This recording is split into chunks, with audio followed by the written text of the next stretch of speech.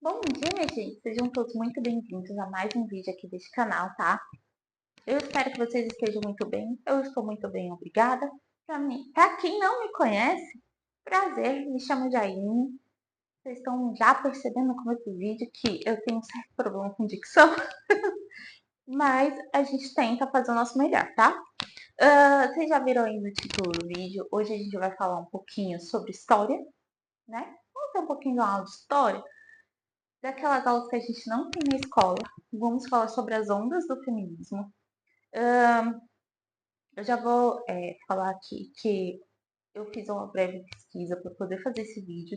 E o que eu descobri, né, as figuras que eu vou falar aqui nesse vídeo, são mais ali da Europa, Estados Unidos. Eu sei, eu acredito que no resto do mundo houve outras mulheres, acredito que na época, que lutavam pelos seus direitos, mas a gente sabe que muita coisa foi se perdido, né? Foi perdida durante a história, e é claro que os homens que estavam no poder provavelmente não queriam que essas mulheres levassem crédito sobre algo, né? Enfim, apenas uma crítica no começo do vídeo. Mas vamos lá, vamos pro vídeo. Eu vou começar explicando para vocês o que são as ondas feministas, tá? Até o momento, o feminismo tem 4 ondas, tá bom? E o que são essas ondas? Essas ondas são momentos ali da história onde as mulheres se uniram a favor de uma luta, entendeu? Se uniram ali para lutar pelo seu direito e pelas pautas específicas que o momento ali precisava. Então, cada onda teve o seu momento, tá? Teve suas pautas específicas, teve suas lutas, tá? E é isso, é essa comoção, essa união das mulheres para ir atrás dos seus direitos. Isso são as ondas feministas, tá bom? Eu não sei como que vai ficar esse vídeo, eu não sei se ele vai ficar muito longo, tá?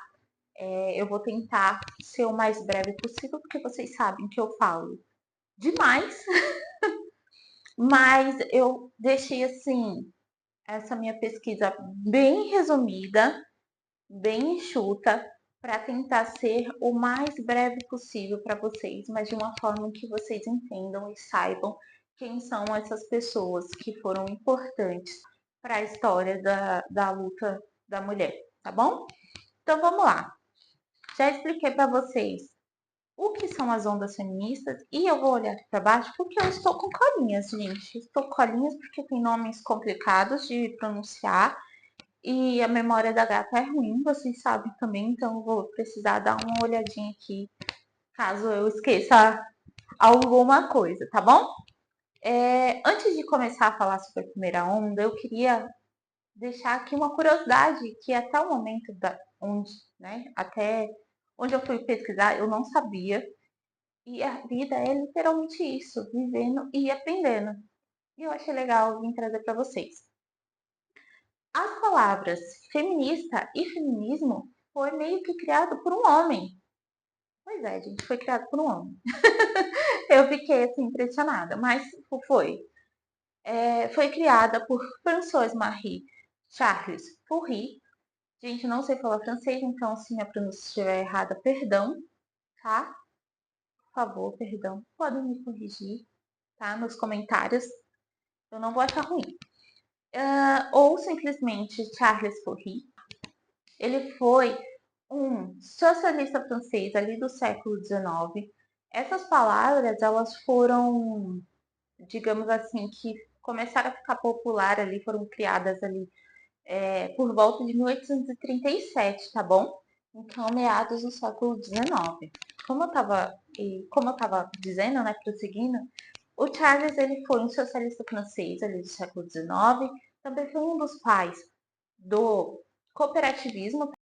Bom dia, minha gente! Sejam todos muito bem-vindos a mais um vídeo aqui deste canal, tá? Eu espero que vocês estejam muito bem. Eu estou muito bem, obrigada. Para quem não me conhece, prazer, me chamo Jailine. Vocês estão já percebendo no começo do vídeo que eu tenho um certo problema com dicção, mas a gente tenta fazer o nosso melhor, tá? Vocês já viram aí no título do vídeo, hoje a gente vai falar um pouquinho sobre história, né? Vamos ter um pouquinho de uma aula de história, daquelas aulas que a gente não tem na escola, tá? Vamos falar sobre as ondas do feminismo. Eu já vou falar aqui que eu fiz uma breve pesquisa para poder fazer esse vídeo, tá? E o que eu descobri, né, as figuras que eu vou falar aqui nesse vídeo são mais ali da Europa, Estados Unidos, tá? Foi um cara que foi importante para a luta da mulher ali, tá? Não, eu fiz só esse resuminho só para vocês entenderem mais ou menos quem criou essas palavras que hoje é muito comum, tá bom? Então vamos lá. Prosseguindo. Primeira onda feminista. Se iniciou ali no final do século XIX, começo do século XX, tá?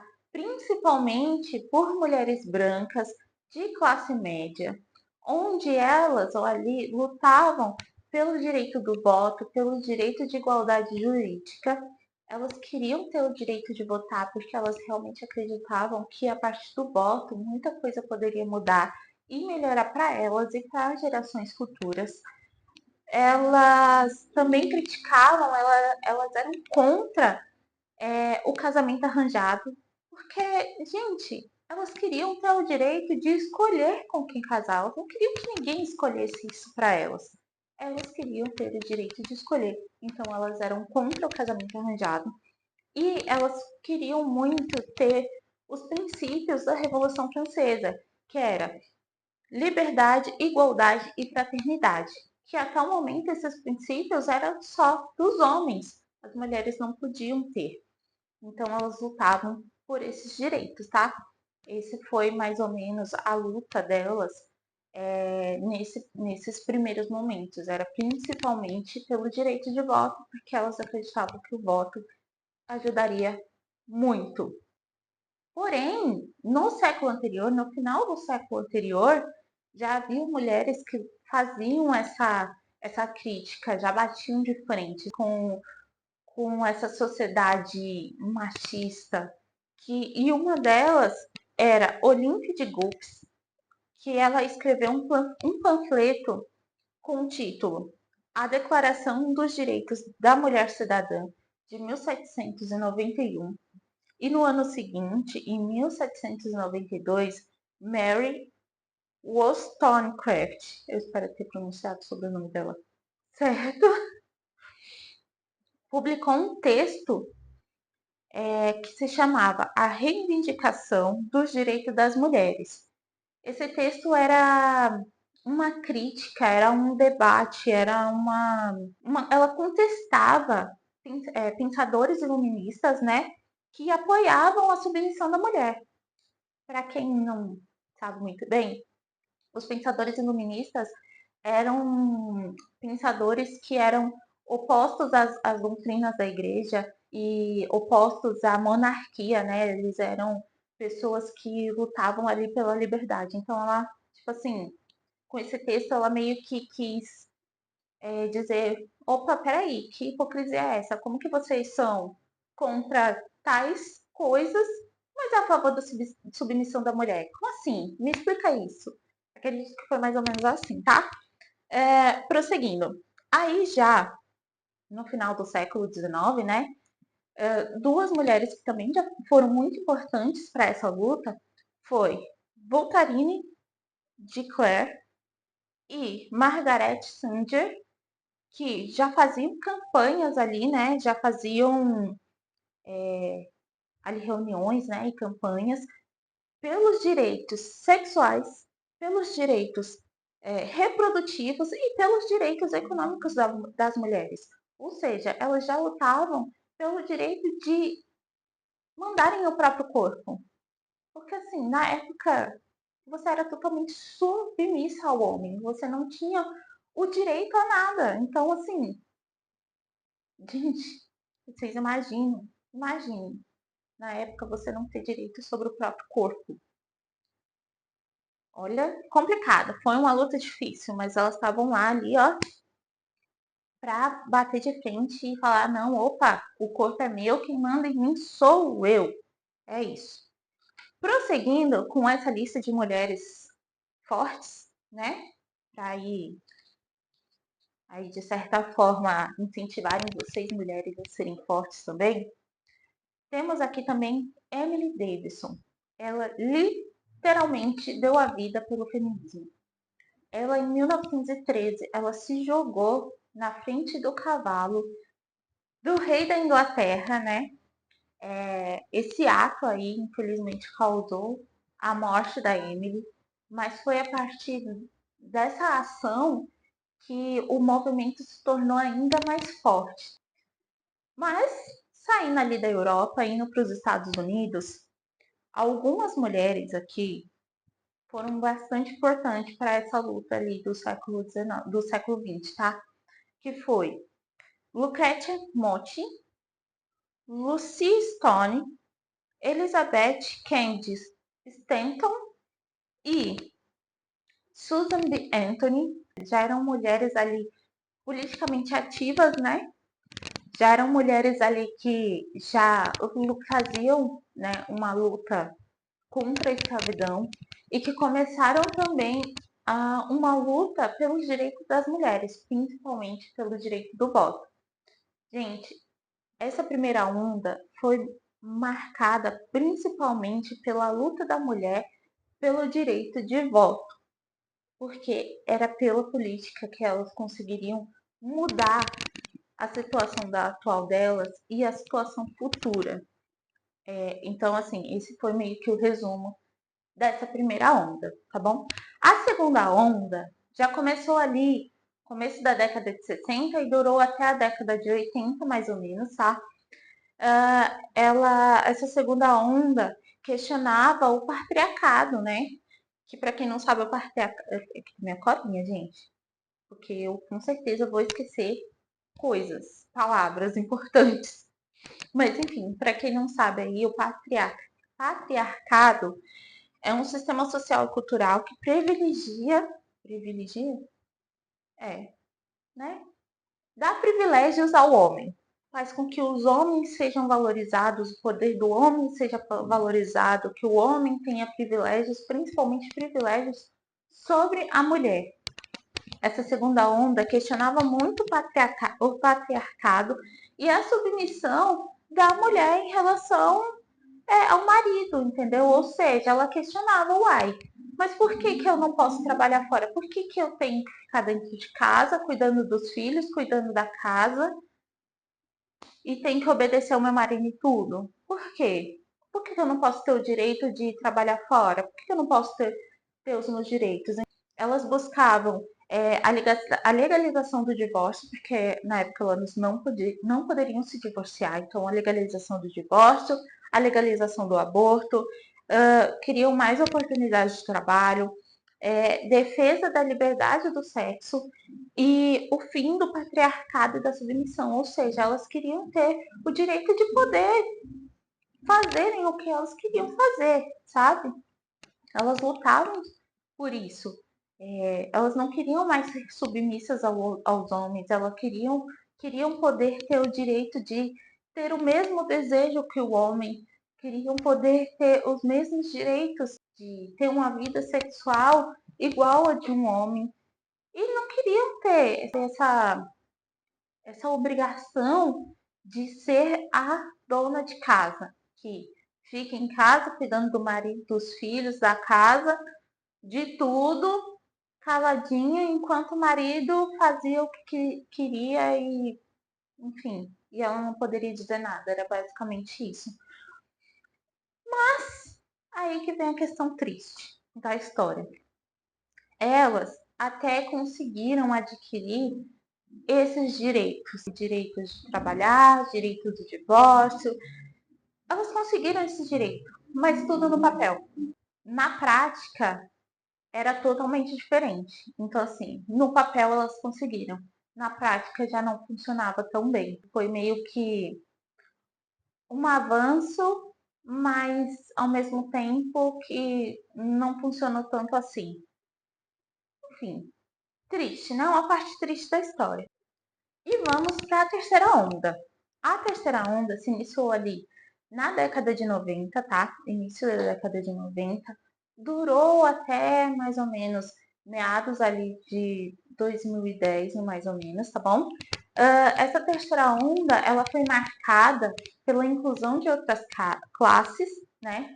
Pela inclusão de mulheres negras, pobres, periféricas, porque até então a luta vinha de mulheres brancas de classe média.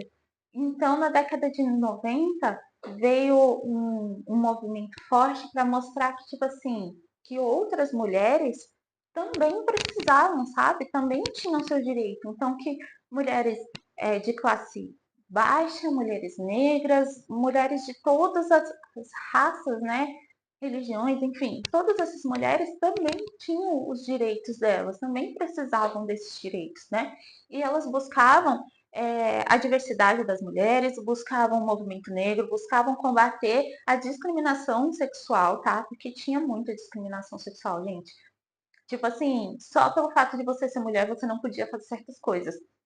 Gente, como assim? Como assim? Dizer para uma mulher que faz de tudo que ela não pode fazer tal coisa porque ela é mulher. Foi um momento muito marcante, sabe? Para a sociedade como um todo, para as mulheres como um todo. Assim, abrangiu, abraçou uma quantidade maior de mulheres nessa década. E algumas ativistas que foram importantes para essa terceira onda, eu vou começar, acho que acredito eu que uma das mais importantes aí para essa terceira onda, que foi a Rebecca Walker. A Rebecca ela escreveu um artigo em 1992, lá vai o meu inglês, o meu péssimo inglês, chamado Becoming the Dirty Wave. Pronúncia horrorosa, eu sei, perdão. Que em português seria tornando-se a terceira onda. Esse artigo foi um protesto contra a nomeação do juiz Clarence Thomas, lá da Suprema Corte dos Estados Unidos. Porque no momento da nomeação ali, ele foi acusado de assédio por Anita Hill, né, que ocupava ali um cargo abaixo dele. Então, assim, ele foi acusado e mesmo assim ele foi nomeado.